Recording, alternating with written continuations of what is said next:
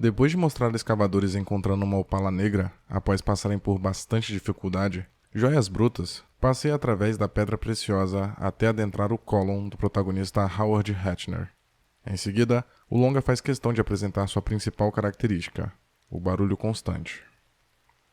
Ambientado em Nova York, 2012, à beira da semifinal da NBA entre o Boston Celtics e os Sixers, Joias Brutas possui raríssimas cenas de contemplação silenciosa. Isso porque, a todo instante, o espectador é forçado a ouvir sons de todos os tipos e, em muitos casos, ao mesmo tempo, o que provoca uma confusão nas cenas, fundamental não só para estabelecer a assinatura do longa, como para espelhar o interior agitado e conturbado de seu protagonista. Pouco tempo depois, observamos Howard obtendo o que ele considera uma posse com preço inestimável, uma pedra rara e não lapidada vinda da Etiópia. Ele espera liquidar suas dívidas pendentes de apostas, mais proeminentemente a enorme quantia que deve a seu cunhado Arno, vendendo a opala em um leilão.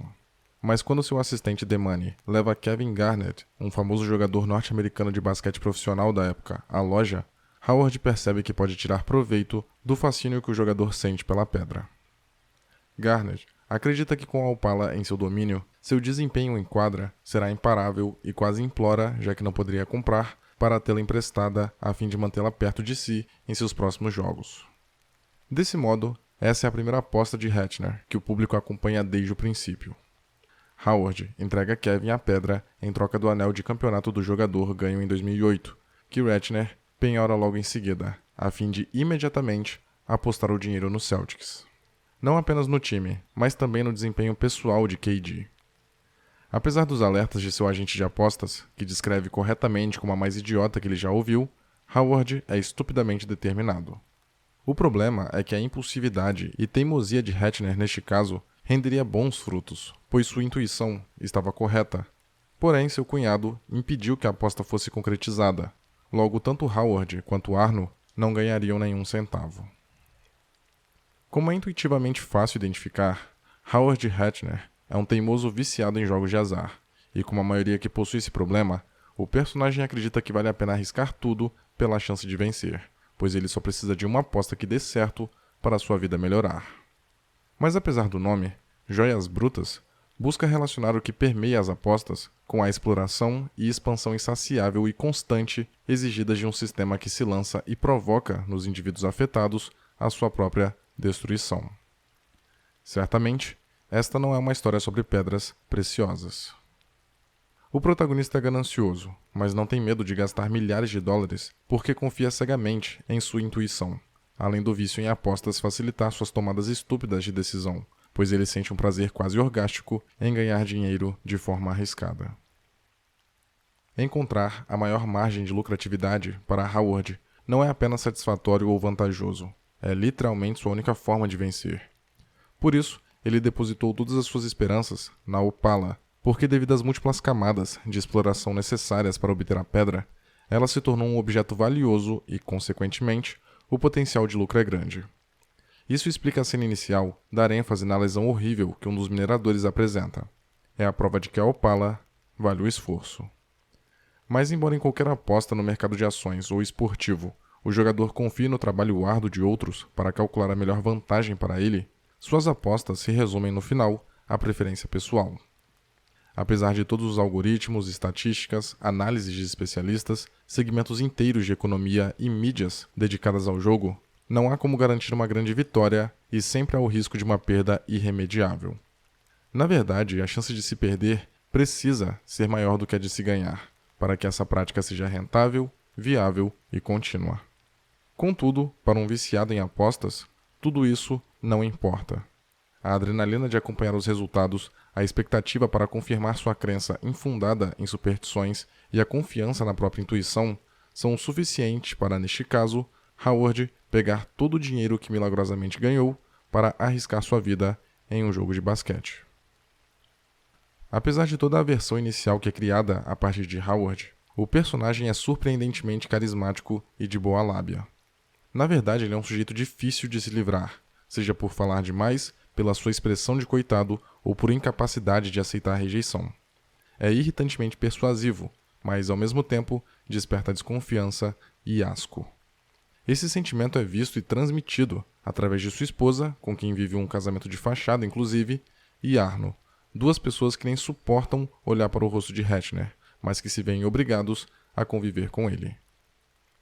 Após o leilão, tão estimado ter sido mal sucedido, Howard consegue um acordo com Garnett, que concordou em adquirir a Opala pelos mesmos $175 mil que a estrela do basquete havia originalmente oferecido no início do filme.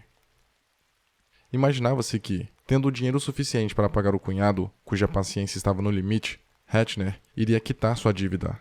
Contudo, o protagonista opta pela alternativa mais absurda: colocar todo o dinheiro em risco mais uma vez para, em sua percepção, investir em Kevin. Ele entrega o dinheiro à sua amante Julia, que por sua vez foge do escritório e dos capangas de Arno para fazer as apostas em um cassino. Howard, extremamente convicto que venceria dessa vez, já que não seria novamente impedido, como na primeira vez, perde completamente a noção do perigo e prende seu cunhado junto com seus subordinados impacientes, a fim de obrigá-los a assistirem ao jogo. O protagonista não queria apenas mostrar o resultado a Arno, ele desejava provar para o seu cunhado que estava certo desde o começo. Seu orgulho, disfarçado de entusiasmo, o faz querer retribuir a humilhação que sofrerá mais cedo no longa, onde foi deixado pelado no porta-malas de seu carro. Mas como o protagonista era um sujeito desengonçado e patético, sem recursos ou forças para se vingar à altura, ele até cogita assassinar pelo menos os capangas, mas logo desiste implicitamente, reconhecendo sua incapacidade. Sua única forma de retaliação era prender seus atormentadores em uma porta de vidro enquanto observavam lentamente sua conquista.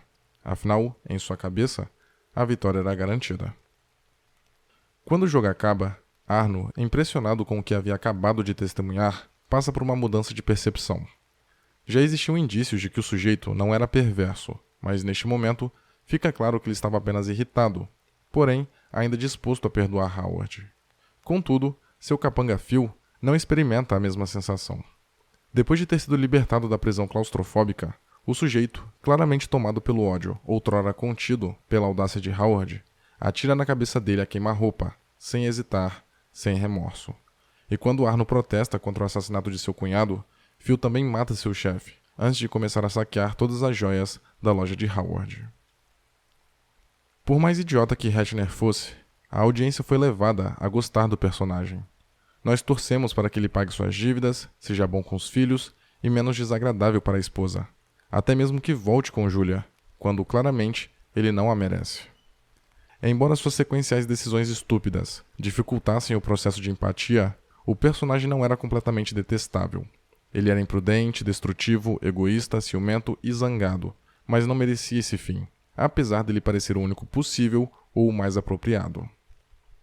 Mesmo se saísse vivo daquela situação, o protagonista continuaria sendo viciado em jogos de azar, prática que consumiu tudo o que ele já teve. Família, negócios, casa e até sua amante ele envolveu nisso. De um ponto de vista contraintuitivo, Howard venceu, pois ele conquistou tudo o que queria no final e não seria mais corroído por sua dependência. É óbvio que existem meios mais indicados para se livrar de um vício, porém, para fins narrativos, este foi um encerramento adequado e glorioso. Hatchner não pôde desfrutar de sua recém-adquirida fortuna, mas para um legítimo viciado em jogos de azar, só o prazer de ter vencido era suficiente para deixá-lo feliz e com um sorriso póstumo em seu rosto. A cena final de Joias Brutas mostra o cadáver de Howard, olhando para cima em sua própria poça de sangue. A câmera, desconfortavelmente, se aproxima de sua face, penetrando o buraco da bala em sua bochecha, passando por um cosmos subatômico, até finalmente atravessar o que parece ser o terreno geológico e colorido da Opala, que remete à cena inicial da obra. A estética caleidoscópica, alcançada ao olhar para dentro da pedra preciosa, é, portanto, uma representação do círculo da vida. Assim como Howard viveu em função do dinheiro, ele também morreu por causa dele. É claro que a pedra não estava literalmente dentro de Hatchner, mas a transição de seu organismo para o interior da Opala, bem como vice-versa, confirma o que a maior parte da exibição escancara, que os propósitos do protagonista, bem como suas motivações, eram impulsionados pela ganância. Em determinado momento do filme, Howard recebe uma ligação do doutor que fez uma colonoscopia nele mais cedo no longa, um exame endoscópico do intestino grosso e reto, que pode detectar cânceres em seus diversos estágios, com a confirmação de que ele não precisava se preocupar com nenhuma doença. No entanto, apesar de ter sido aliviado desse perigo, Hatchner continuava correndo risco por causa de sua ambição desvairada. O fato da pedra preciosa revelar o interior do personagem, simbolicamente como se fizesse parte dele, mostra que sua morte, de um jeito ou de outro, foi provocada por algo dentro de si, pela Opala.